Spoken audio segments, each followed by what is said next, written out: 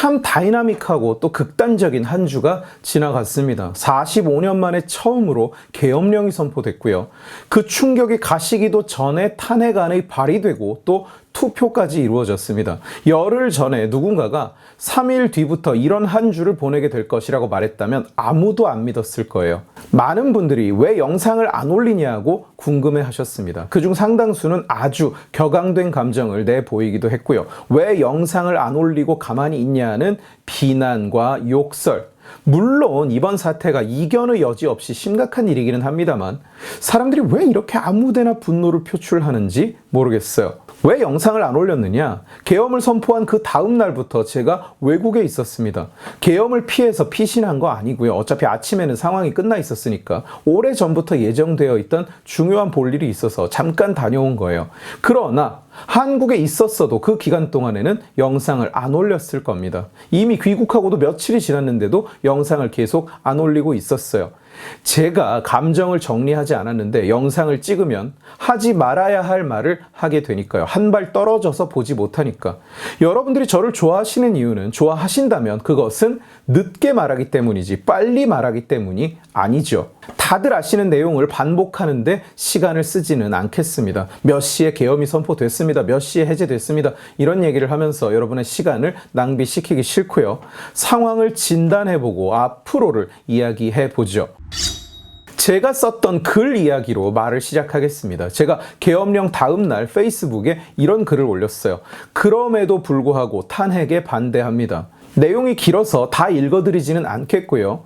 요약을 해서 말씀드리자면 의료 삽질과 실정으로 190석을 내준 것도 윤석열 본인이고 부인에게 질질 끌려다니면서 국정을 망친 것도 본인이고 자기 지지자, 자기 편을 다 내치고 때리고 엿먹여서 결국 혼자가 돼버린 것도 본인이 한 짓이다. 그러나 이재명이 살아있다. 지금 대선을 치르면 이재명을 사실상 대령통으로 추대하는 꼴이다. 새 국회가 시작된 지 겨우 6개월. 이재명이 지금 대령통이 되면 190석짜리 여당을 3년이 넘게 좌지우지하게 된다. 이재명의 사법 리스크 판결이라도 받을 수 있게 막을 수 있다면 일단 탄핵은 막아야 한다. 막을 수 있다면. 이 글은 올라오자마자 몇몇 커뮤니티에 공유가 됐고요. 열띤 토론이 그 밑으로 달렸습니다. 저 말은 맞지. 윤석열이 미워도 일단 이재명을 생각해야지. 아니지. 계엄을 저지른 놈을 빠져나가게 둘 수 없지. 탄핵은 당연히 해야지. 이렇게 갈라져서 토론, 논쟁하고요. 그 와중에 몇몇은 저에게 실망했다. 결국은 저런 인간이었다. 이런 반응도 있었습니다. 전공의들을 비롯해서 젊은 의사들이 많이 들어가는 의사 커뮤니티에도 올라갔는데 그래서 그런지 연락을 해온 사람도 있었습니다. 8일부터 22일까지 프리드먼 스쿨이 진행되고 있는데 탄핵에 반대하는 자가 하는 강연은 듣기 싫으니까 환불을 해달라고요. 여러분 어떻게 생각하세요? 제 말이 틀렸습니까? 여러분이 답을 하시기 전에 제가 먼저 답을 드리겠습니다. 틀렸어요. 제 말은 틀렸습니다. 자유라는 원칙이 무너진 사건입니다. 계엄이라는 것이 무슨 기자회견을 좀 세게 한 거, 좀 규모가 큰 압수수색 이런 거 비슷한 걸로 여기는 사람들이 있는데 아닙니다. 국민의 헌법상 권리를 서스펜드하는 겁니다. 천부 인권을 중지시키는 거예요. 게다가 전공의들 복귀 안 하면 처단한다. 이 얘기는 직업 선택의 자유는 물론이고 국민의 일부를 사람으로 보지 않겠다는 선언이었습니다. 그런 짓을 저지른 자를 탄핵시키지 않는다. 그 자체가 대한민국 역사의 오점입니다. 자, 그리고 반대의 입장에서 이야기하자면 그 결과 이재명이라는 죄인이 황제로 취임하는 것이 뻔한 결론입니다.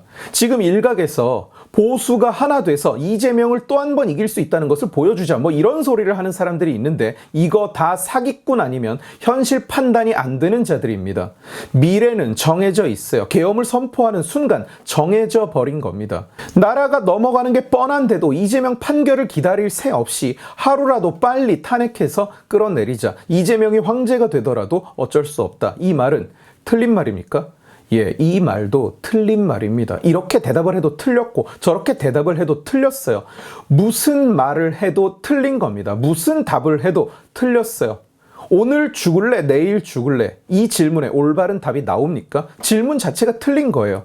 그 틀린 질문, 너무나 잘못되고 너무나 썩어 빠진 질문, 그 질문을 우리에게 던진 것이 누구냐? 그 질문에 답을 할 수밖에 없게 한 것이 누구냐? 바로 윤석열이라고요. 저는 계엄령이 선포되고 나서 혹시나 무슨 일이 터졌을 때 주변 사람들을 지키기 위해서 즉시 제가 속해 있던 단톡방을 다 터뜨렸습니다.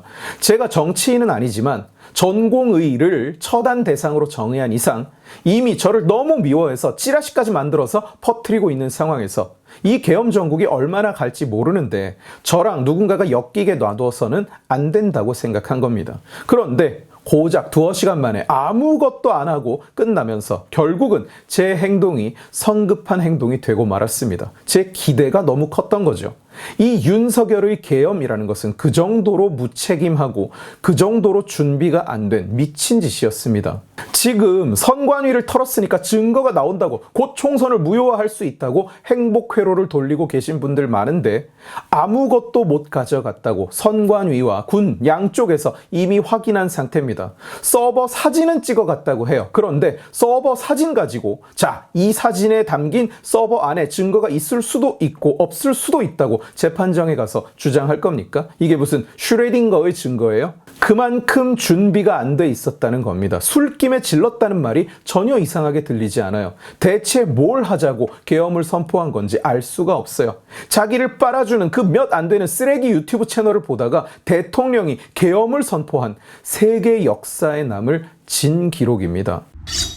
탄핵을 막을 수 있다면 막아야 한다. 막지 말고 빨리 탄핵시켜야 한다. 사실 이미 의미 없는 얘기입니다. 이제 어차피 못 막으니까요.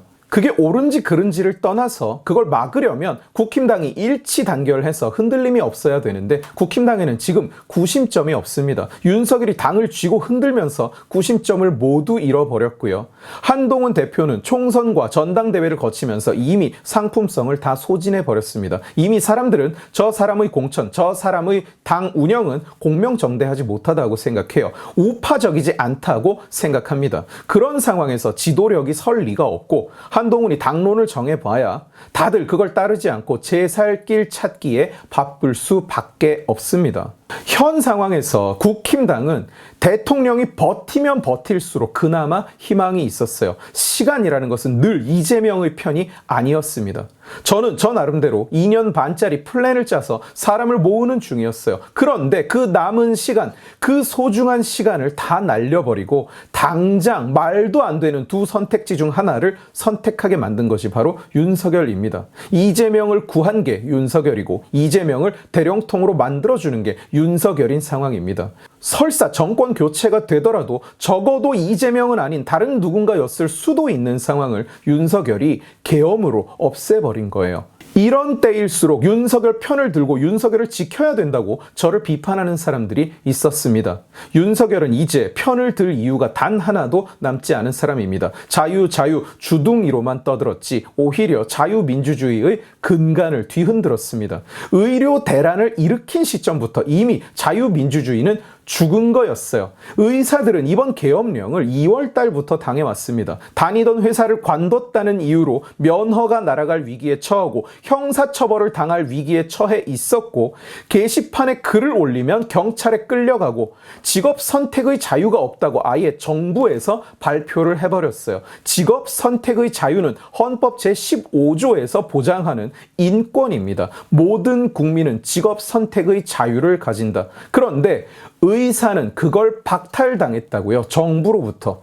의사는 국민으로 치지 않는다. 의사는 사람으로 치지 않는다는 게 현 정부의 공식 발표였습니다. 그게 계엄령이 아니면 뭐란 말입니까? 계엄이 대통령 권한이니까 써도 된다는 사람들도 있습니다. 자, 이재명이 한 예산 삭감, 이재명이 내놓은 온갖 미친 법안들 다 이재명이 할 수 있는 이재명의 권한인데 200석 가까운 다수당의 대표가 할 수 있는 선택인데 왜 욕합니까? 이재명이 대령통이 돼서 계엄령을 선포해도 여러분은 똑같이 말할 겁니까? 아, 저건 법이 보장하는 대령통의 권리야. 욕할 수 없어. 이재명한테 그럴 거냐고. 이재명이 예산을 지 마음대로 깎고 늘리고 주무르고 국무위원들을 탄핵하고 이재명을 수사하는 검사들을 탄핵하고 이것은 극단적인 민주주의의 타락입니다. 맞습니다. 통제받지 않는 광기입니다. 그런데 원래 그런 상황에 아무것도 할 수 없게 되어 있는 게 민주주의입니다. 의사결정에 너무나 비효율적이지만, 그리고 너무나 쉽게 타락하지만, 그럼에도 불구하고 혹시나 있을 자유에 대한 침해를 막기 위해서 그 비효율을 감내하는 것, 그게 민주주의의 본질이에요. 이재명이 하는 짓이 문제가 없다고 아무도 생각하지 않습니다. 민주당 지지자들조차 문제가 있다고 생각해 왔어요. 그런데 그걸 심판하는 방법이 뭐냐? 선거입니다. 선거. 계엄령이 아니라. 계엄령 그 한 방에 윤석열은 모든 명분을 잃어버린 거예요. 그 한 방에 윤석열은 대다수 국민들에게 이재명보다도 못한 자가 돼버린 겁니다. 그러니 어떻게 막겠어요, 이재명을?